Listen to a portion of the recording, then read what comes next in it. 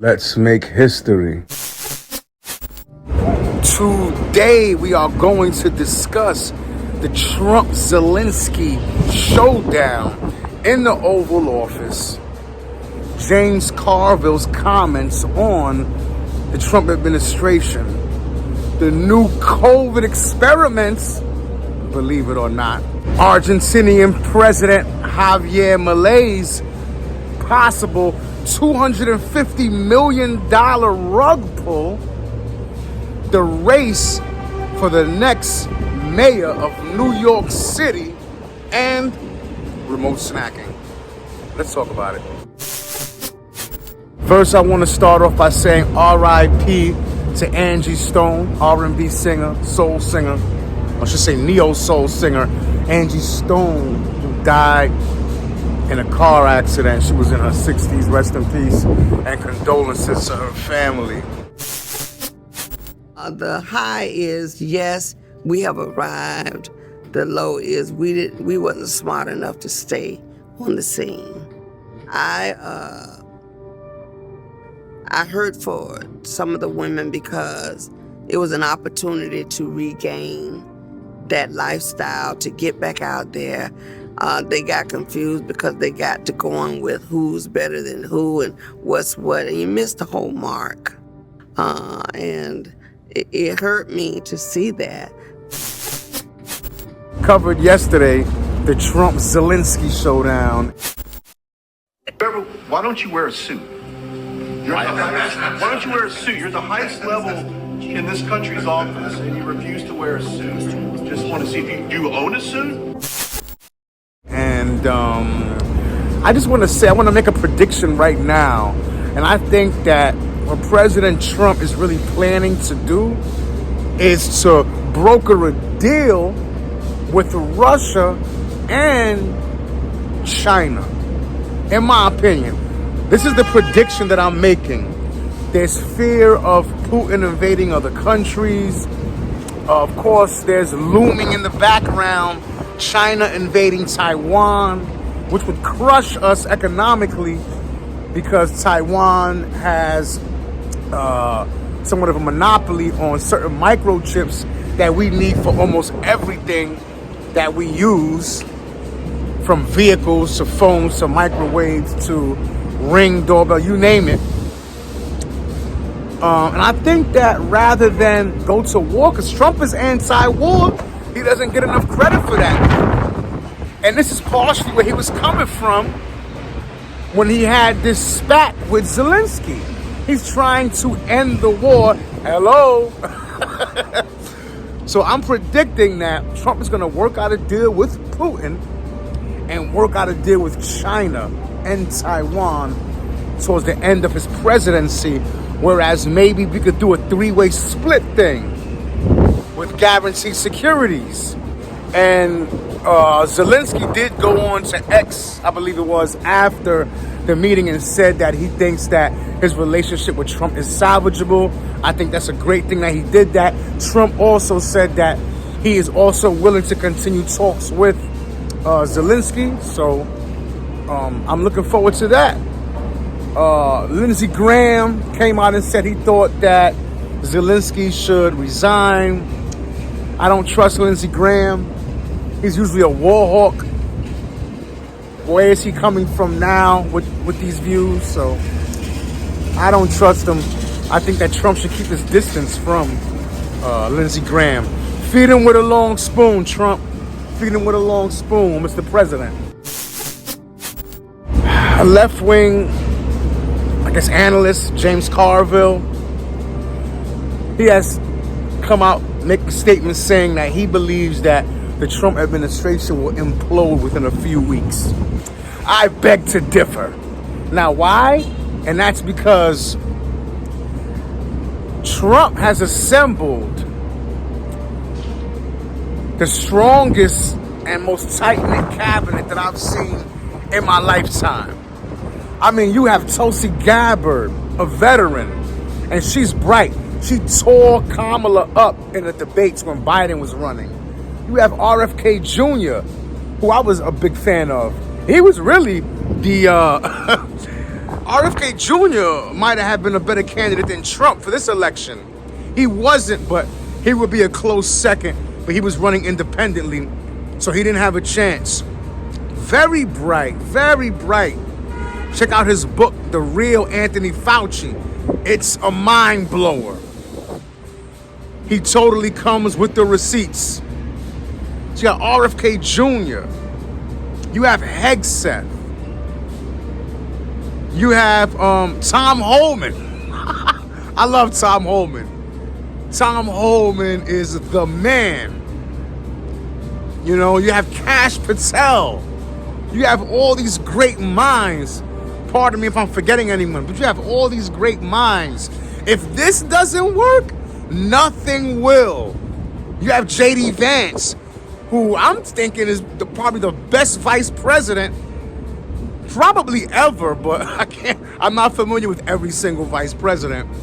But from what I'm seeing, he's probably the best and most active vice president ever. If you disagree, let me know in the comments. But you have some heavy hitters.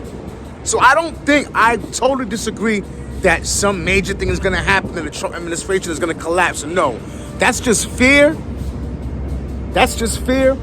The Democrats have no legs to stand on. So it's just a statement of desperation. They have nothing else to say. But you have all these great minds, plus they're being led by Trump, who learned from all the mistakes he made during his first term. And he had a great first term. Especially with things like, had we not had COVID, forget it. But even with COVID, he had a great first term, great economy. Inflation, I think, was at 1% when he left office. And he's learned. So I think it's going to be a great term. Of course, there are going to be bumps along the way. That's just natural. But I think it's going to be an excellent presidency, possibly one of the greatest ever. So former New York Governor Andrew Cuomo is running for mayor of New York City, and he's actually in the lead over our current mayor, Eric Adams. As I predicted, Andrew Cuomo is going to run for mayor, and he'll announce momentarily. At this point, I think he's going to win. Could change, of course. And here's the reason. So overwhelmingly, New York City is a Democratic precinct. And even the Democrats, the liberal Democrats, are fed up with the quality of life decline in our city. You can see it every day, everywhere. And you go into poor neighborhoods, it's shocking. Go to the Bronx, you go to Bushwick, shocking what's going on in the street. So Adams, he doesn't want to give it up. He may have to, but he doesn't want to. He is a Democrat machine candidate, but the machine does not like him anymore. Too much problem. And Adams partnered up with Trump to some extent. That alienated the far left. So Adams does not have much of a constituency. Okay? They're not going, we need Eric. I don't know anybody, and I say this about as accurately as I can say it. I know no one who is enthusiastic about having 4 more years of Eric Adams. Enter Andrew Cuomo. They're not enthusiastic about him either, generally speaking, the Democrats, but much more experienced than Adams, more authoritative, probably smarter, long history in the state and city. Cuomo has a mandate rehabilitating his image. Now, I don't think the women's stuff matters at all. We all know what this Me Too stuff devolved into. I don't know what happened, but I don't think it's going to be a campaign issue at all. The nursing home COVID, big. He's going to have to apologize for that. And signing the no bail stuff, ridiculous, absurd, and he's going to have to apologize for that. Andrew Cuomo is not a guy that likes to apologize. I don't know whether he will or won't. If he does and says, look, I made mistakes, I learned from my mistakes, but I'm going to do X, Y, and Z if you elect me mayor to clean up New York, he'll win. If he doesn't, it'll be closer. I announced my candidacy today for mayor of New York City. Andrew Cuomo says the city's in crisis and he can fix it. And we know that today our New York City is in trouble. You feel it when you walk down the street and try not to make eye contact with a mentally ill homeless person, or when the anxiety rises up in your chest as you're walking down into the subway. Releasing a 17-minute video recalling some of the things he achieved as governor. Big, hard, important things, and get them done well. A new LaGuardia airport that went from the worst in the country to the best. The beautiful new Moynihan train station. A new 2nd Avenue subway line. Aiming to reconnect with New York voters almost 4 years after his third term came crashing down. I don't support neither of the two. I don't support either of them. You know, Cuomo was the one responsible during COVID for sending all the elderly people back into nursing homes just to spite Trump, and he killed thousands of them in the process. Let's not forget about that. Very bad judgment. Very bad judgment. And Eric Adams, he's trying to reinvent himself, but buddy, just a couple months ago, about a year ago, you were encouraging the influx of migrants, illegal migrants, into New York City, even encouraging residents to house them if they had the room. I don't forget that. Now you're trying to switch lanes. All right, good, but I don't trust you, and I'm definitely not voting for you for another term of mayor of my beloved city, New York. Believe it or not, there are labs in Wuhan that continue to work on creating a more advanced coronavirus. And their whole concept is they're doing it to create a cure in case it happens. But look what happened last time. Maybe you guys should cut it out and take another route. I appreciate the effort, but maybe we need to take another route because this thing definitely didn't work out last time. We lost millions of people internationally from this. So I think we should put a pause on that. Definitely. The international community needs to come together. Just like they came together during COVID to try to force us, manipulate us to take the vaccine. They should come together to stop Wuhan from continuing to create COVID viruses. Or rather, coronaviruses, pardon me. Javier Milei,